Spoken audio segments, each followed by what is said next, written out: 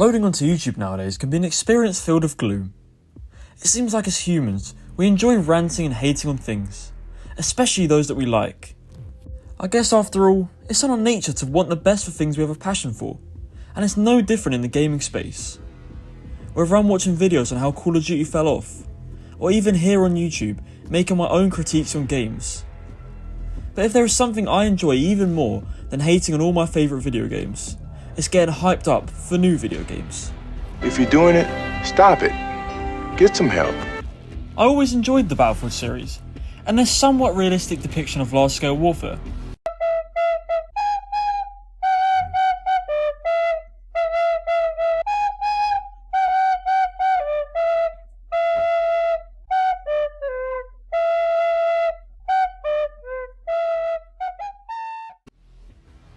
As lockdown was in full force, me and the boys downloaded Battlefield 4 and we created plenty of memories. We sat there and wondered, if this game came out almost a decade ago, how good would a new Battlefield game be if they went back to the modern day setting? After all, that is what the community had been longing for. Some short teasers came out of this time as well, showcasing large scale warfare and immense destruction, and it got us hyped. Could the game include more interesting modern gadgets and tech? Would the game be on an even larger scale and have even more destruction than before? And would I be able to jump out of a plane, shoot an RPG, and destroy the plane chasing me whilst getting back in my plane? Well, 1 year later, and we would find out. In the summer of 2021, the trailer dropped, and when I say the community were hyped, well, just take a look for yourself. No way. Like true aerial combat? Why not? Woo! Is he gonna use No way! Yes! Oh!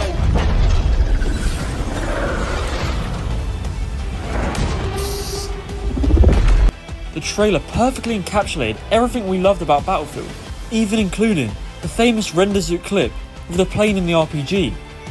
The community could not be happier. Watching some of these clips back today does give me goosebumps. The trailer showed not only the so-called Battlefield moments, but future marketing showed off the 128 player battles, the insane weather events that would cause havoc across the map, and the portal mode which would bring back everyone's favourite elements from the previous installments. Truly, what could go wrong? They seemed to listen to everything the community wanted whilst innovating with a new class system. So sit back and listen to me praise Battlefield 2042 some more, whilst you grab some popcorn as we look at... Oh no. EA, what the fuck have you done?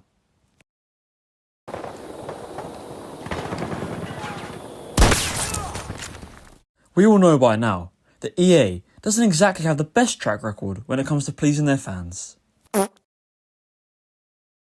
But how did they manage to mess this one up? They quite literally had Battlefield fans eating out the palm of their hand just a few months before. Well, it all starts with the beta. What is that? What the fuck is that?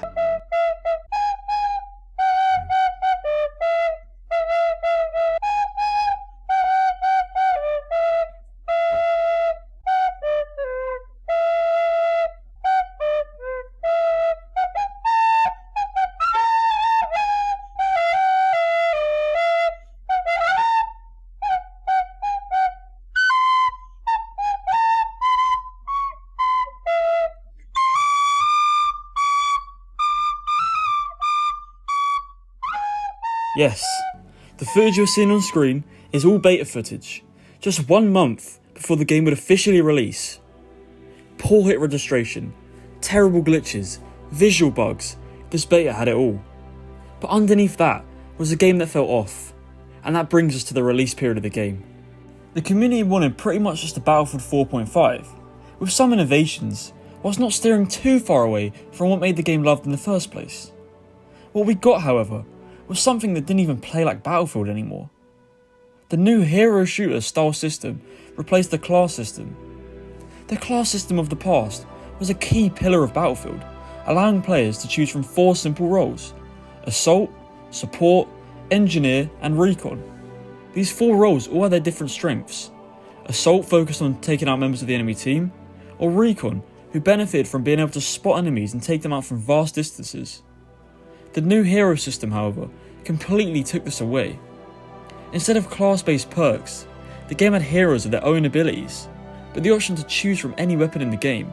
This meant you could choose from any of the 10 specialists at launch and have the choice of absolutely any gun.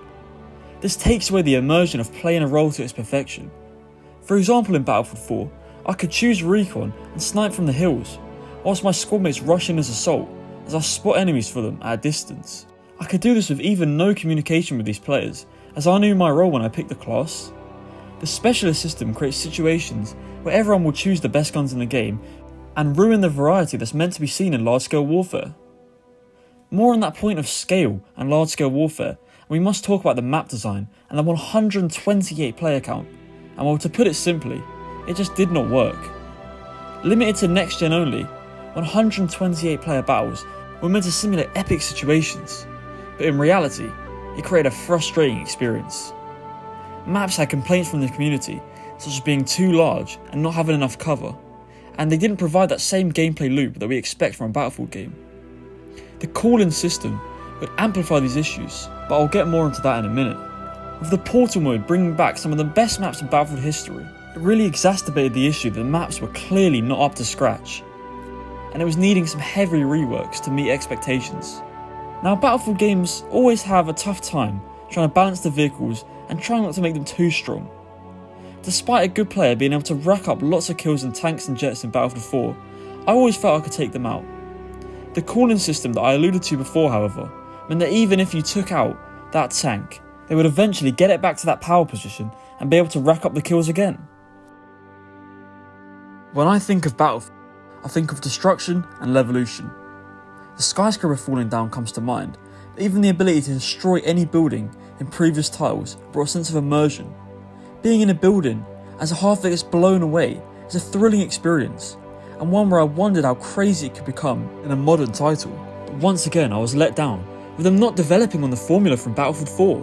When you add to this the poor progression system, the difficulty some had playing online, the terrible user interface, and the fact the game didn't even have leaderboards, and you have an experience that I just question who this game was really aimed at. I mean, there was literally nothing this game had that the player base wanted other than maybe the setting. Everything me and my friends wanted when we would sit there and imagine the scale of the next game wasn't there, and there was no point in buying this game when people already had Battlefield 4, and that was the same case for me. I already had Battlefield 4 and all the DLC. There was literally no point in buying this game. And after watching these reviews, my hype for the game was completely evaporated, and EA, they'd lost a customer. It felt like there was absolutely no hope. Reports would come out talking about the rough development, and it did seem like the game was rushed. Would the community even accept the game if it tried to make a comeback? After all, in the last 5 years, we've been through so many AAA titles trying to recover, and I and many others were becoming tired of the whole cycle. With the game dropping 80% of its player base in just 1 month, it seemed like there was nothing Battlefield had left.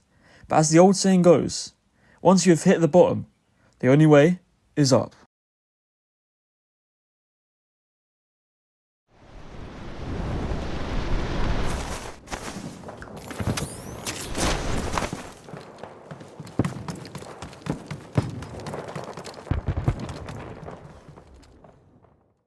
So let's skip forward to the present day experience, and from there we can fill in the gaps of the post-launch development.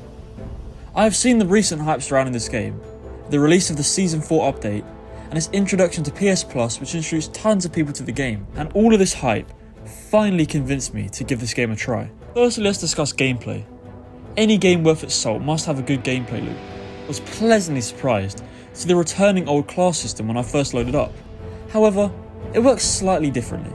You can still choose any gun, however it's the abilities of each class and the specialists in the class that are tailored towards a particular playstyle. For example, the character I played for the majority of my time playing was Sundance. She comes with more grenades, and this caters to a more run and gun playstyle, which benefits me as I like to rush the objective with my assault rifle. This class-based update came out about a month ago, as of the recording of this video, and it shows the vision that DICE have to try and manoeuvre their game into more of a classic style Battlefield, whilst retaining the specialist system they implemented. Overall, It's pretty easy to say I do prefer the old simplified class system. I'm someone who thinks games should always try and innovate, but it seems with the previous system, they just pushed the boat a bit too far in the other direction, and the game became a bit of a hero shooter, which simply just doesn't work in a semi-team based game like Battlefield. This new system though provides a good middle ground. It's understandable they probably can't remove all the specialists, so having them fit the 4 main roles in the sandbox is a nice way to integrate them. As for the specialists, all the ones I played seemed pretty fun, and I didn't encounter a situation where any of them seemed to be too overpowered or annoying, apart from maybe Boris and his sentry gun. These specialists however are a bit bland and empty character-wise. They don't give me any reason to pick them other than their abilities. It does seem like they were introduced to sell more skins and the battle pass, but that's besides the point. Map design is another huge pillar of any multiplayer shooter, and it's especially present in Battlefield. Getting the right balance to allow for fair infantry and vehicle combat is something that DICE have been able to do successfully in the past, whilst creating iconic and expansive areas to do battle over. This game launched with some visually stunning maps, but the majority of them fell flat in the gameplay department. Play spaces were made much larger to fit with the higher player counts, but this just left large open spaces with little cover and caused frustration whenever infantry moved from point to point. Since this feedback was given to DICE however, they have made it their goal to rework these maps and make them play a bit more like the Battlefield we know and love. Whilst I can't give an opinion on these maps and how they compare to their launch state, I can say for certain that the selection in the game currently is of a good standard. Of the original maps, pretty much all of them have been reworked. This has been done by adding additional terrain and additional cover in certain areas. There are still times that the maps feel a bit open and can be quite annoying. In particular, the only map without a rework, which is Hourglass.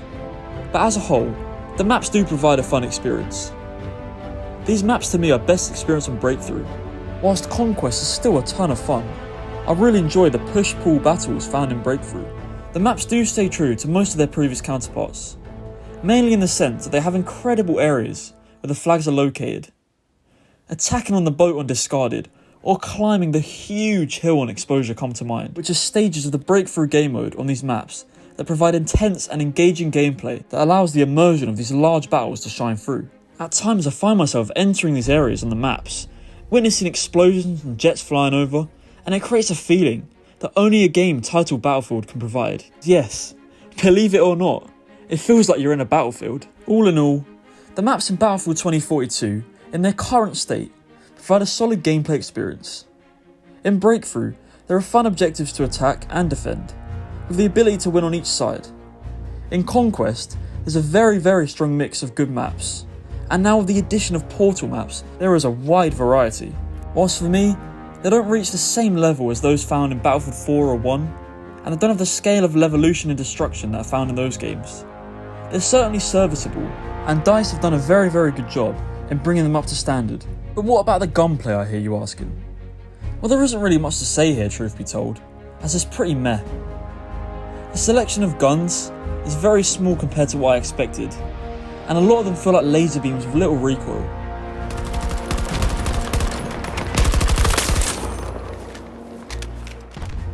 The assault rifles are by far and away the best class, and are the most common seen on the battlefield. In fairness though, the sound design on these weapons is awesome. It's not to the same level that is seen in newer Call of Duty titles, but the guns sound beefy, and gunshots at distance are believable.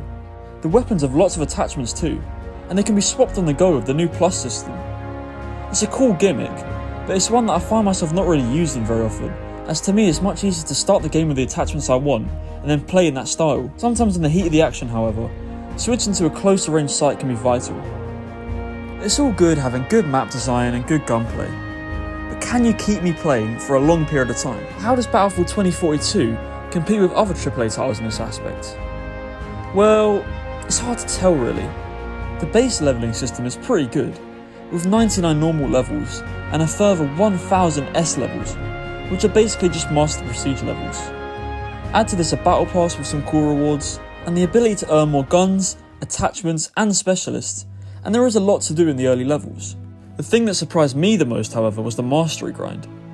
We all know that Call of Duty's been doing this for years, with their elaborate challenges and maddening grind. But Battlefield has never really done this, but it keeps it simple. Get 1,200 kills with a gun, and you get the tier 1 camo. It's a grind, but it's as simple as that.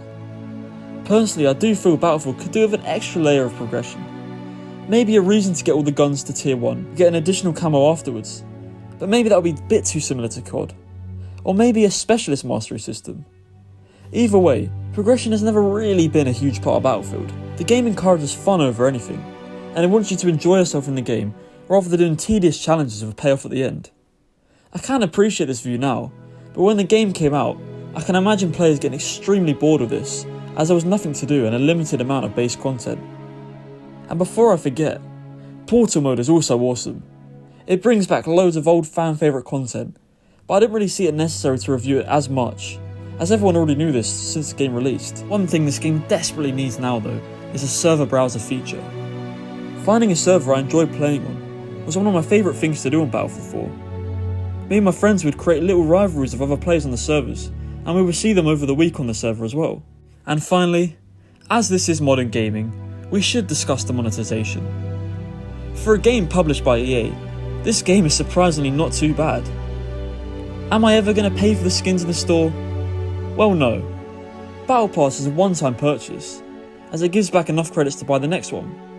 And there isn't any loot boxes. So congratulations EA, you have finally been able to put out some decent monetization. I don't know how you managed it, but congrats.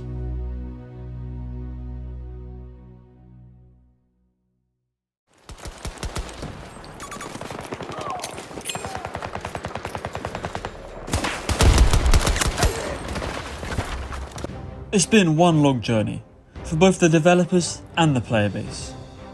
DICE seem to love putting out unfinished games and make it their goal to make us love it. Can this game reach the same level of respect as Battlefield 4? Well, unfortunately, it's very unlikely. I must commend DICE for their efforts. Yes, there is no excuse putting out a game in the state that it was at launch, but much like games have had similar comeback stories in the past, they listened to community feedback and they acted accordingly. And that can't be said for every developer. At one point, I and many others had completely lost hope for this game, and I thought it would be irredeemable, but somehow they've managed to turn it around. With the reported development this game went through, with EA pushing for a battle royale and apparently hiring inexperienced devs, I'm not surprised at the poor launch if I'm quite honest. Focusing on the present day though, and DICE have produced something they should finally be happy with. A good selection of maps, decent gunplay, and a solid progression system provide a fun experience. It's just sad it took us this long to get here. We are currently in a weird spot in gaming. Call of Duty is struggling, Halo is struggling, and the battle royales are continuing to decline. This leaves an empty space for a game to take. And for many players, including myself, that's what Battlefield has done recently. It feels active, it feels promising, and it feels like there's a future of the game, and there's finally positivity around the community again. This game was so hard to rank, due to its past, and I have to take that into some consideration. Overall, I would give Battlefield 2042 a 77 out of 100 score. If you're like me, and you see a void in the gaming space currently, I would urge you to give this a try. It does create those moments where it feels like old school Battlefield, but more importantly, it's just plain fun. No skill-based matchmaking, no loot boxes, it's just a good time. But what does the future hold? Well, a new event is on its way, and it may already be out by the time you watch this video, but past that, we're guaranteed at least one more season, with at least one new map and one new map rework. I just hope that DICE can do what they failed to do with Star Wars Battlefront 2, and that is to capitalise on the hype. There hasn't been this kind of hype since before the game was even launched, so the developers should really get their heads down and keep working to put out content whilst the game is thriving. It's all unknown though, and we have had less content due to the map reworks using a lot of resources, but that marks the end of one of gaming's most incredible and unlikely redemption arcs.